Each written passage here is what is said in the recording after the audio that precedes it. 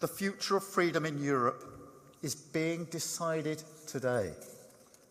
We face a near and present danger, with Russia as an erratic, increasingly desperate aggressor on our continent, marshalling all its resources, along with North Korean troops and Iranian missiles, aiming to kill and to conquer. So there's no question. It's right that we support Ukraine. But we must be clear that it's also deeply in our own self-interest to do so. I'd encourage everyone here to stop and think for a moment what it would mean to us, to our continent, to the world, if Russia wins. What would it mean for our values, for democracy, commerce, and liberty? It means they are weakened.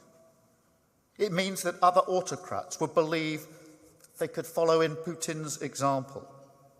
And it means that our security, stability, and prosperity would be damaged. The further Russian troops advance, the closer the threat becomes. The more land they control, the more they control grain prices and energy sources, and the more confident Putin becomes. So we must continue to back Ukraine and do what it takes to support their self-defense for as long as it takes, to put Ukraine in the strongest possible position for negotiations so that they can secure a just and lasting peace on their terms that guarantees their security, independence, and the right to choose their future. And we will continue to strengthen our own armed forces, the finest that there are. The budget provided almost £3 billion of additional resource for our defence, cementing our position as a leading NATO ally. And we will set out a clear path to increase spending from 2.3% of GDP today to 2.5%. And it is vital that all European nations step up to protect our shared future. We will set out in our strategic defence review how we're going to modernise our armed forces to make us more secure at home and stronger abroad. And we will maximise our investment by working with others, like our partnership with Italy and Japan to build the next generation of fighter planes. Because, my Lord Mayor, all of this rests on the strength of our bonds with others. And this is my third point. There is no growth without security, and no security without alliances. So to fix the foundations, we must meet this more dangerous age with an age of deeper alliances, even closer ties with the US, an unshakable commitment to NATO, and renewed relations with our neighbours in Europe. Relations which, on any objective assessment, are vital for our growth and security. So we've made progress already on the reset, agreeing regular UK-EU summits at leader level, and a shared ambition to work more closely where necessary, including through a new security pact covering foreign affairs and defence. This is about looking forward, not looking backwards. There will be no return to freedom of movement, to the customs union, the single market. Instead, we will find practical, agile ways to cooperate, which serve the national interest. We've already struck a landmark defence agreement with Germany, the Trinity House Agreement, and we're working to deepen our cooperation with France through the Lancaster House Treaties. This is a model which we will replicate with others. We will also take forward the JEF with our Baltic and Nordic allies as the tip of the NATO spear, and our AUKUS alliance with the US and Australia to support stability in the Pacific.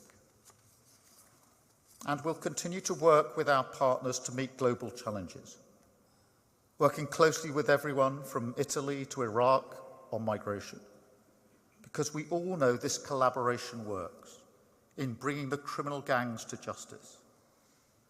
We will work to maintain the peace in Lebanon, end the conflict in Gaza, bring the hostages home.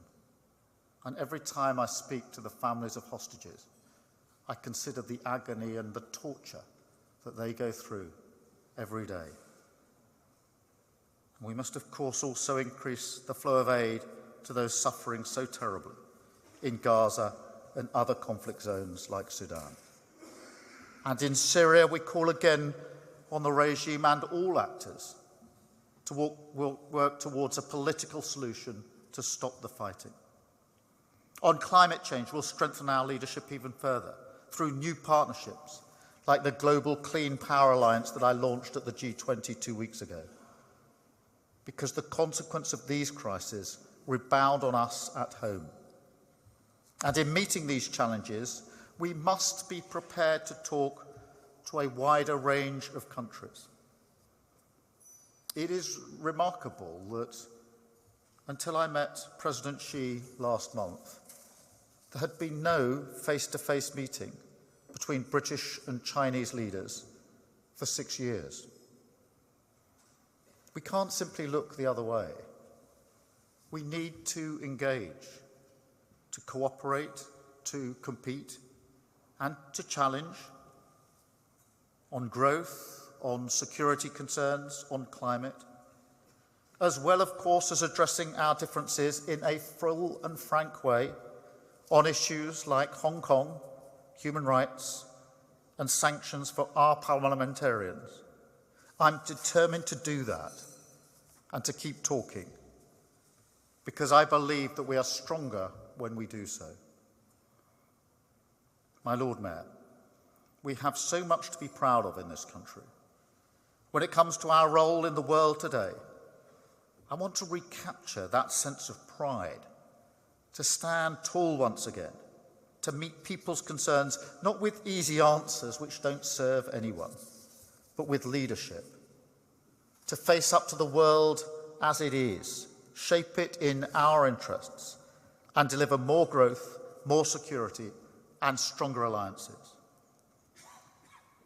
My Lord Mayor, I recall Philip Larkin's words about Her late Majesty, Queen Elizabeth, that she represented a constant good, a strong still point in a changing world.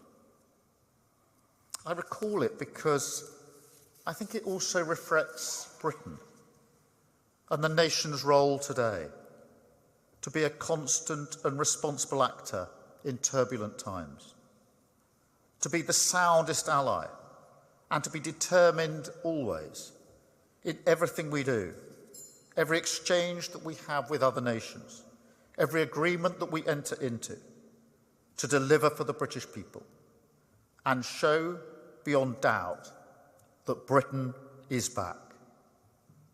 Thank you.